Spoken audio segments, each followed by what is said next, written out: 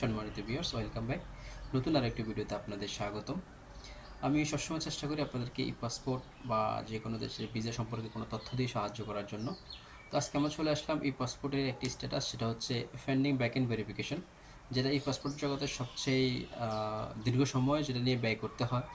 সেই স্ট্যাটাস নিয়ে আজকে কথা বলবো যে আসলে এটা কেন দীর্ঘ সময় ব্যয় করতে হয় বা এটাতে সমস্যা কী। পেন্ডিং ব্যাক এন্ড ভেরিফিকেশন যদি দীর্ঘ সময় হয়ে যায় তাহলে এটা থেকে মুক্তির উপায় কী। যদিও বর্তমানে ফ্যান্ডিং ব্যাক এন্ড ভেরিফিকেশনের দুটো ধাপ আছে। একটা হচ্ছে আপনার হয়তো 3 থেকে 4 ঘন্টার জন্য দেখাবে ফ্যান্ডিং ব্যাক এন্ড ভেরিফিকেশন, যেটা হচ্ছে নর্মালি এক স্ট্যাটাস থেকে আরেক স্ট্যাটাসে পরিবর্তনের জন্য এটা হয়ে থাকে। কিন্তু তথ্যগত ভুলের কারণে বা কোনো ধরনের ডকুমেন্ট মিসিংয়ের কারণে বা আপনার যদি কোনো তথ্যের সাথে একটা তথ্য অমিল থাকে, সেই ক্ষেত্রে যে ফ্যান্ডিং ব্যাক এন্ড ভেরিফিকেশনটা হয়ে থাকে সেই বিষয় নিয়ে আজকে কথা বলার চেষ্টা করবো। কারণ যেটা 2-3 ঘন্টা দেখায় এবং চলে যায়, সেটা নিয়ে কথা বলার কোনো প্রয়োজন নেই। কিন্তু যেটার কারণে পাসপোর্ট আটকে থাকে বা আপনি হাতে পান না, সেটা নিয়ে কথা বলার প্রয়োজনীয়তা অনেক বেশি। সেই অনুযায়ী আজকে আমি এটা নিয়ে কথা বলবো যে ফ্যান্ডিং ব্যাক এন্ড ভেরিফিকেশন দীর্ঘ সময় কেন আটকে থাকে বা কী কারণে আপনি কী করতে হবে সেটাই আজকে বলার চেষ্টা করবো। প্রথমত ফ্যান্ডিং ব্যাক এন্ড ভেরিফিকেশন যেটা সবচেয়ে বেশি হয় সেটা হচ্ছে আপনার আইডি কার্ডের সাথে বা আপনার পূর্ববর্তী পাসপোর্টের সাথে যদি আপনার নামের অমিল বা তথ্যের অমিল থাকে, সেক্ষেত্রে আপনার এটা বেশি হয়ে থাকে। বা বাবা মার বা আপনার জন্ম সাল মাস তারিখ, যে কারোর নাম বা আপনার জন্ম সাল মাস তারিখ কোনোটা যদি আপনার তথ্যের সাথে আপনার ডকুমেন্টসের সাথে অমিল থাকে, তাহলে সেই ক্ষেত্রে পেন্ডিং ব্যাক এন্ড ভেরিফিকেশন হয়ে থাকে। এবং যতক্ষণ পর্যন্ত আপনি এটা সংশোধন করার জন্য বা সংশোধন করে রিসাবমিট না করেন, আপনার সাপোর্টিং ডকুমেন্টস অ্যাড না করেন, ততক্ষণ পর্যন্ত আপনারটা এই পেন্ডিং ব্যাক এন্ড ভেরিফিকেশন আটকে থাকবে, কোনো সমাধান হবে না।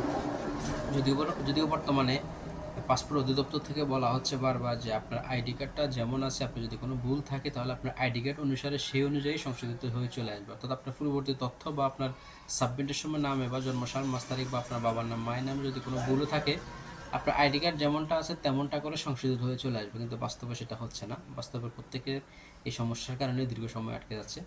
তো এক্ষেত্রে আপনাকে কয়েকটা কাজ করতে হবে। সেটা হচ্ছে, প্রথমত আপনাকে নিশ্চিত হতে হবে অফিসে গিয়ে আপনার কী কারণে পেন্ডিং ব্যাক এন্ড ভেরিফিকেশন হয়েছে। যখন আপনি জানবেন যে আপনার নামের ভুলের কারণে বা আপনার বাবার নাম বা মায়ের নাম বা আপনার জন্মসাল মাস তারিখ যেটার কারণে ভুল হয়ে থাক, সেই বিষয়টা আপনি জেনে আসার পর সেটা যে সঠিক বা সেটা যে আপনার সঠিক কোনটা, সেই ডকুমেন্টসটার জন্য আপনার সাপোর্টিং ডকুমেন্টস তৈরি করবেন। যেমন হয়তো যদি আপনার সার্টিফিকেট থাকে যেটার সাথে আপনার তথ্যটা সঠিক মনে হবে, বা আপনার বাবা মার নামে মিস্টেক থাকলে যদি তাদের আইডি কার্ড থাকে যেটাতে আপনি সাবমিট করতে পারবেন যে হ্যাঁ এটাই সঠিক, এমন কোনো ডকুমেন্টস বা এফিডেভিট যেটা হোক, এমন কোনো ডকুমেন্টস যেটা আসলে সরকারি কাজে গ্রহণযোগ্য, এমন কোনো ডকুমেন্টস আপনি সাপোর্টিং ডকুমেন্টস হিসেবে সাবমিট করে আপনাকে প্রমাণ করতে হবে যে আপনার এটা ভুল, আপনার সঠিক এটা।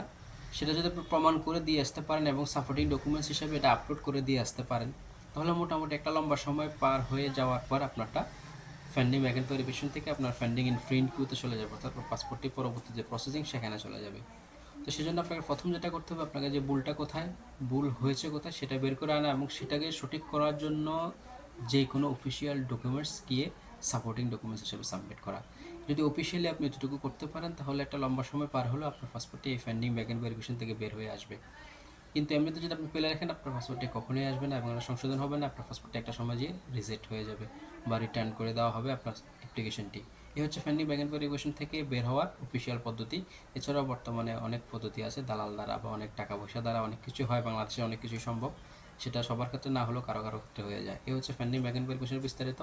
কথা হবে হয়তো বা আবার অন্য কোনো স্ট্যাটাস নিয়ে অন্য কোনো সময়। ভালো থাকবেন, সুস্থ থাকবেন। আসসালাম।